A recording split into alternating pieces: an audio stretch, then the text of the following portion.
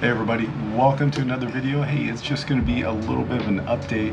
Actually, this whole video is going to be about being down here at upgrade training, but a lot of it's going to be focused around kind of survival techniques of what I have found having not been in class for what, 10.5 years. And just give you a little bit of little tidbits here and there of what I've kind of learned along the way, what helps me going through, because I know none of you guys are going to have issues in class. But what I will tell you are some of the little finer things that you should probably think of. First thing is, don't be next to the freeway if you can help it, especially on the weekends. There are these crotch rocket dudes that go out. Hey, I was a crotch rocket guy back in my younger days, speeding up and down the freeway, but it is very noisy. So rule number one, survival technique number one, I guess I would say for training, is don't get a room next to the freeway. That seems pretty obvious, but I got lazy. I walked in here, I saw that, and I was like, whatever. It is making a difference because my sleep quality has been pretty crappy. But anyways, that's rule number one. Hey, rule number two, when you get down here, this is me, man. I just put my stuff out. I make it comfortable. You can see I've got all my proteins and creatine. I've got some snacks down here. I've got kind of everything laid out the way I want. So the big thing about that is making your living environment very comfortable. I'm here for 3 weeks. The new hires are here for 8 weeks. They're not here at this hotel, they're at another one, but kind of the same thing applies. I did that when I was deployed, obviously, those are a lot longer, but making your room feel comfortable and conducive to training and obviously studying. So having your desk kind of set up in a good way is kind of the way I like to see. I like to have my desk done that way. That way it's kind of good. You get a little bit of a view. Let me open this up a little bit of the freeway, like I said. So kind of kicking back right here, you got a little bit, it doesn't feel like you're closed in. That's a big thing for me. So anyways, the second big thing is getting into a routine, right? So every morning I wake up probably about 4:50 in the morning. You don't have to do that. It just works out for my class, because the class starts at 8. I'm usually in the gym by 5:15. And again, talking about the gym, I went out and I found a good place prior to coming down here. Like a nut, I drove to all these places and kind of checked them out. Found a good one. It happens to be right down the road. And again, even with that, I ended up renting a car. It is close enough to walk if you needed to. If you don't want to spend the money on the car, I spent the money on the car. So basically found a gym, went down there. That's my routine. I wake up in the morning, I head to the gym, and I'll show you a little bit about the gym, hey, right now.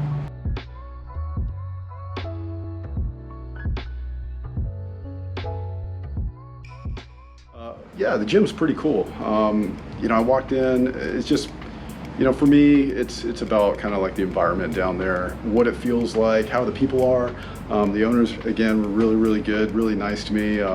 Knew I was only here for 3 weeks, so they gave me a little bit of a discount too. So that was super nice of them. What was also across the street was this place called Icon Meals. Well, I looked them up prior to coming out here because I knew, I wanted to keep up with my meal prep. So we do have a fridge, and I love my LaCroix waters. Some fruit up there, but anyways, Icon Meals. So really good spot. This I haven't tried yet. This is the shrimp fajita bowl, but I have been really getting down on the salmon and the cod. And then you can, obviously go to their website. They allow you to make up your own custom meals, which I've been doing. Just dial in a little bit of macros. I was getting a little pudgy, like a, what do they say, like a Christmas cookie. I was getting a little extra dough. You need to cut that out. So I got my macros down on these Icon Meals. They've been really good, really fresh. They are actually right across the street from the gym where I'm going. So just went across the street, picked up my meals on Mondays, and I'm good. I don't use them for the entire time I'm here. I eat breakfast downstairs. I try to be sensible about that. Then my lunch, if I'm gonna eat at the Leeds building, we have a cafeteria there. I just grab, you know, again, something sensible, shrimp and chicken, or rice and chicken. I know it sounds boring, but it works. Or I'll bring one of those icon meals and have that there, and then I'll have an icon meal for dinner. I still go downstairs and hang with the crew, because I think that's super important when you're in training, to bond with your classmates down there. It's, you know, it's only a couple of times once you start getting to this level where you're going to be together as kind of a crew, kind of a team, and this is one of the last times I'm going to be able to do that. So I think it's super important to kind of bond with your team, your you know, classmates downstairs. We go out. We went out last night and checked out some places down the road. So it's fun. Oh. Did you guys hear that? You know what I mean? Yeah, a bunch of crotch rockets just racing around. Sounds like a Formula 1 car, so I actually like it. But I don't like it like at 11, 12 o'clock at night. So anyways, yeah, bonding with your crew, bonding with your classmates, I think it's important. Not only when you're in training, but when you get out of training and you're on the line too. It's kind of a big deal. So anyways, that's it here. Let's head on over to the Leeds building, and I'll kind of give you a little bit of you know, just my techniques of going through class and what I've learned throughout the years of, you know, doing this stuff. So all right, let's head. Get it that I'm never going back. Going up, going up, going up, going up, going up, going up. Get it that I'm never going up, going up, going up, going up, going up. You know, shred for festival.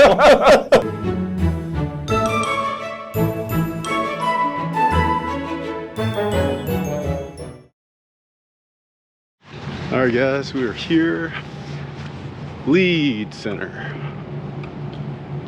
This building has actually grown since they first built it. They built on a little bit more back there. So actually, if you're coming up here to interview, or you're actually coming here for class, this is the building that you're going to come to and hang out until you get your interview, or I'll show you your first classroom. But anyways, that's it. This is the waiting area. So I've seen a ton of you guys when I've come down to pick you guys out to go do the interviews. The interviews are actually that second floor up there. So this is the waiting area that you'll be in while you wait. Actually, that room up there is where we do the interview brief, the LOI brief, kind of the big the interview briefing. So anyways, this is kind of cool. Got the scimitar wings, or the I don't know if they're the scimitar, but basically it's on the max, so kind of neat. You'll see around here we've got all these TVs. We're called SWA TV, basically update us on kind of how we're doing in weather, all that good stuff. And the man himself, Herb. It's the reason why we're all here. So let's go up check out Leeds. The one thing I forgot to tell you, this coffee place right here, it's actually super good. You know, I was telling you guys about, you know, having a routine, and, you know, so my routine is gym, breakfast, come here, coffee, and then head up to Leeds. So I wanted to show you that. There is our cafeteria, which is really good as well. You go down there and you go to the cafeteria. So again, if you're doing an interview here, we're gonna go to floor number 2 and then kind of show you around up there. But today we're just gonna go to floor 4, which is Leeds. You know, so this building is super state of the art. Lights go off, all LEDs. I mean, very, very state of the art. So it's a Sunday. I'm taking you guys here on a Sunday just so you guys can see everything. But most everybody's gone, obviously, so lights are off. There's kind of a Lead 2.0. They've actually already built this. What I am hearing is that they're going to do 2.5, which is going to be a little bit bigger. So yeah, that was it. We originally had this much space, obviously. And that's the building that we are kind of in right now. We went up the elevator, but we're going to go into this building here, which houses all the sim bays. But then again, 2.0, which is now completed, added some more sim bays on there. And I hear that we're going to blow this out even more and add more sim bays. So anyways, let's go to the lead center. As you can tell, lead, I'll say that a lot, but it stands for Leadership, Education, and Aircrew Development. So lead operation scheduling, this is where when you get your interview and when you get hired, they are gonna let you know when you are coming to class. So when I got my upgrade, they let me know when I was coming to upgrade. Please step into the door. Very fancy.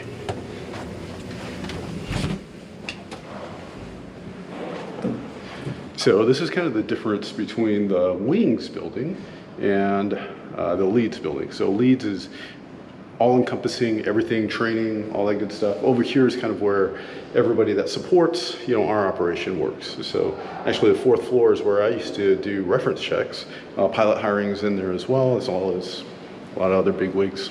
So anyways, kind of cool. 200 in the max, where we were, where we are. All right, so we've got device schedules, classrooms, all that good stuff up here.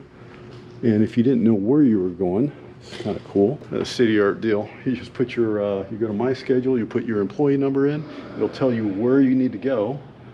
And then, yeah, you go to that classroom. But if you're here for new hire training, I'll show you where the first classroom is. Classroom number 4. Turn on the lights. So anyways, this is classroom number 4. This is a partition wall.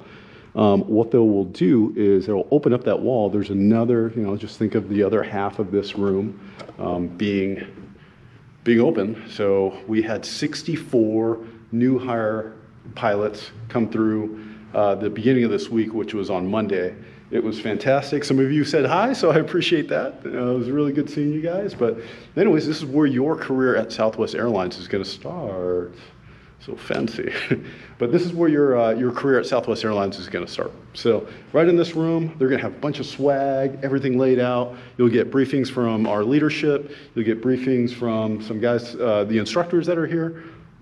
Just a really good, just a really good feeling. I remember going through new hire training, and even, coming through for obviously doing all my recurrent training and, now for upgrade, nothing but 100% support from our training center and from the company. So they've invested a lot of money into our facilities, and I'll show you guys the sims. They're on level 2 here in a minute, but yeah, you are family when you are here. So I can't highlight that enough. So it's been pretty awesome.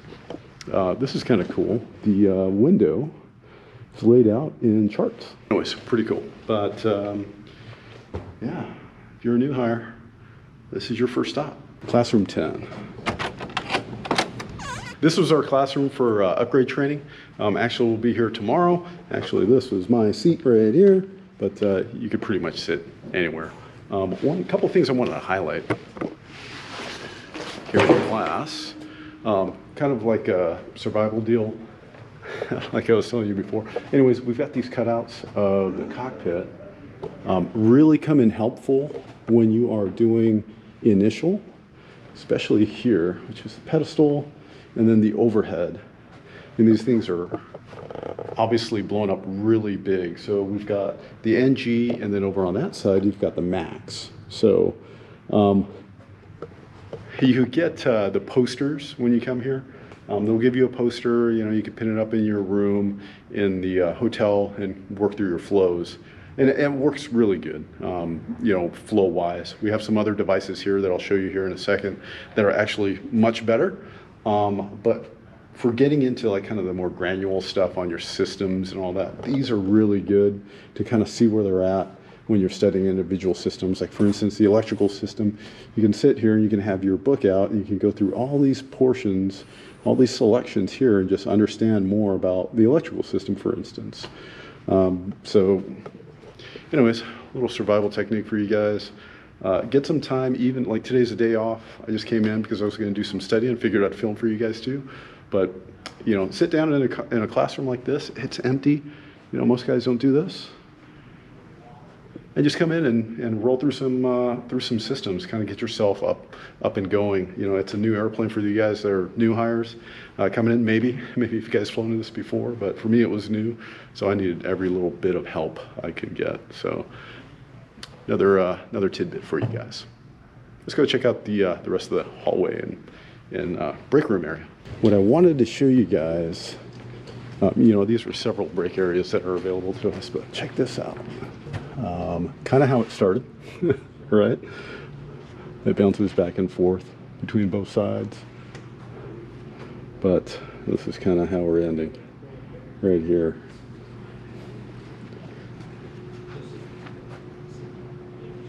Just to show you guys that, it was, we did have a lot of hydraulic simulators, but now they're all pneumatic, which are pretty badass. They are, they don't have the issues that I've had at the Air Force or into doing any kind of type rating school. They're actually really nice. So check out some memorabilia on the walls. So obviously along all the walls here, again, this company wants to make sure that you know that they're behind you 100%, right? And this is your home. This is your training facility. So we have a lot of memorabilia on the walls from a lot of our guys and gals from their previous life. So this one's kind of cool. This is the seat from an F-16 where the guy had to eject. So pretty interesting. Back in 2001. You know, obviously I live in Phoenix, lived right next to Luke for a little bit, but yeah, check that out. That is a seat. Do not ask me how he got a hold of that seat, but here it is in a box. A lot of cool stuff out here. Here's another portion of, you know, we're on the 4th floor, so this is a lot of classroom stuff, and we've got some joint training. This is pretty new. This is a full mock-up of the 737. So if you walk in here, this is where flight attendants do a lot of their training, their egress training.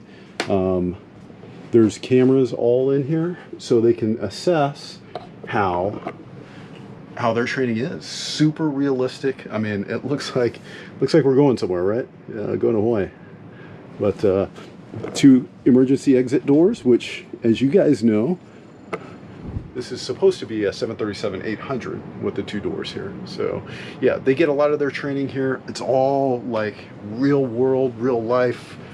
You know, they try to simulate it as much as possible to include crew door stuff, phone, their galleys. They've got doors that actually work on here, how they're arming them, disarming them.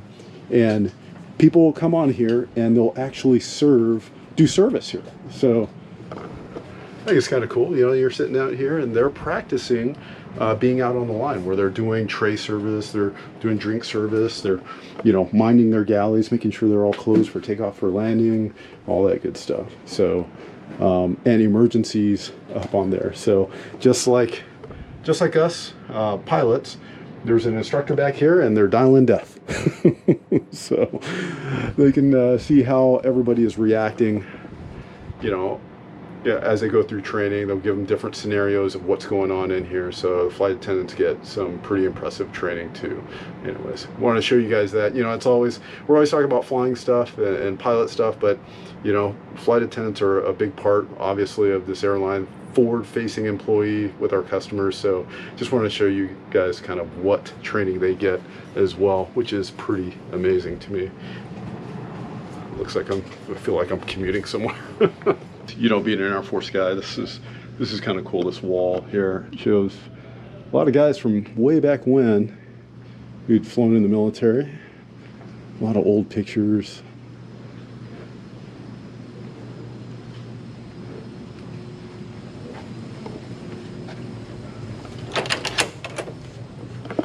I just think it's really cool. So we'll check out this area here. Part of your training, you're going to be doing a lot of emergency training. For pilots, it's several different things. It's how do you open up the door from the inside. So we've got an emergency procedures trainer right here. So you come in, pull that panel off, pull that down, and this door opens up. It's really, you know, it's easy to hey, this is how it works, but it's never thing to actually do it. Same thing with this door. You know, as pilots, we don't really open up the door very much, but there is some important items on there that we need to know, like that girt bar needs to be up and off unless it's a true emergency. Then that needs to be down so the slide can deploy. And talk about having the the red strap over the port there or not, depending on if it's armed or disarmed. Here is, this is funny. This is the combat trainer. So it's supposed to simulate, obviously we have, you know, kind of safety stuff down here, but it's supposed to simulate us being, you know, breaching the cockpit and someone coming into the cockpit. You know, as a jiu-jitsu guy, I think it's pretty fun to do this thing, but, you know, some guys get a little carried away, and those are the guys that end up getting hurt. So when you're doing that, do it nice and slow, just like we talk about in jiu-jitsu. Nice and slow pace so you don't hurt anybody, okay? Don't get too aggressive.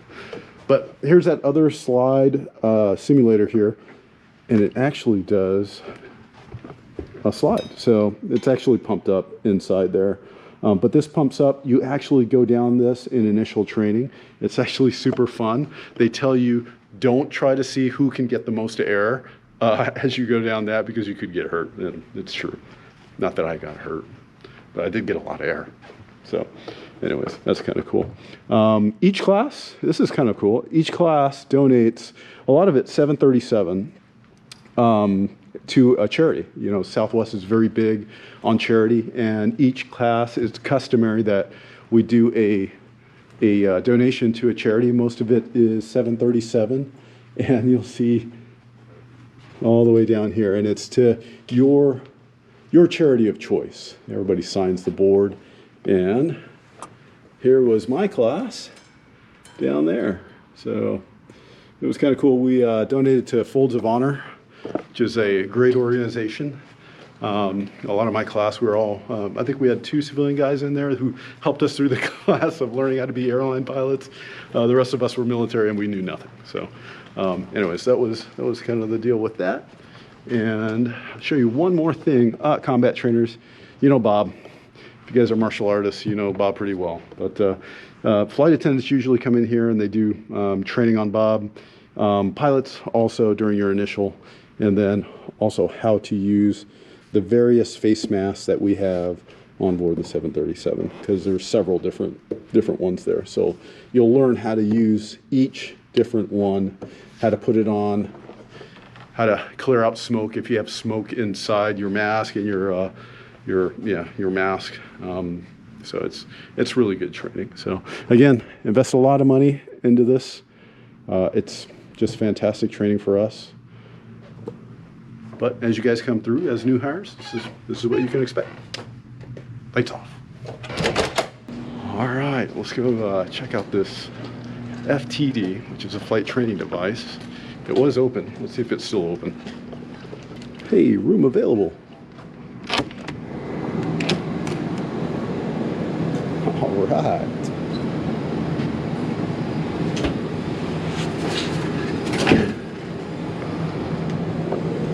All right, again, so this is part of the whole, like, Southwest does everything they can to provide you the best training possible.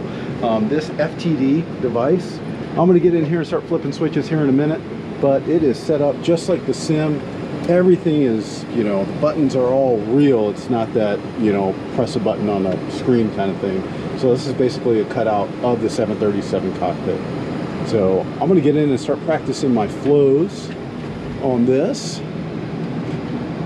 But this is part of the training that we'll get as we're getting ready to get into the sim. We do one session in here of the FTD, and then we're off to the sim. I'm not sure about new hire training. I think you guys do a couple of sessions in here, and then a couple of sessions in the CPT that I'll show you here in a minute. But everything to get you ready for the sim, and then the sim's, you're hard at it. So I'm gonna do some practice here, and I'll show you the CPT here in a minute.